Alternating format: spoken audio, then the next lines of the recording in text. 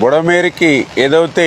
ఇటు లెఫ్ట్ బండి మీద 3 ఏదైతే బ్రీచెస్ 200 మీటర్ల పైబడి ఏదైతే పడ్డాయో, అదేవిధంగా అటు రైట్ బండి మీద 7 బ్రీచెస్ ఏదైతే పడ్డాయో, అదేవిధంగా ఏదైతే పులివాగు దగ్గర 3 బ్రీచెస్ ఏదైతే పడ్డాయో, మరి వెంటనే అందులో కూడా ప్రత్యేకించి ఈ లెఫ్ట్ బండి మీద ఉన్నటువంటి ఆ 200 మీటర్ల 3 బ్రీచెస్ని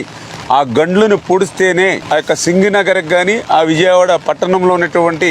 వరద ఉధృతిని తగ్గించవచ్చు. ఎన్ని సహాయ సహకారాలు చేసినా కూడా, బాధ్యతలు తీసుకుని మనం పని చేసినా కూడా ఈ గండ్లు పూడ్చకపోతే ఆ యొక్క సింగనగర్ కానీ ఆ యొక్క విజయవాడ పట్టణ ప్రజలకు కానీ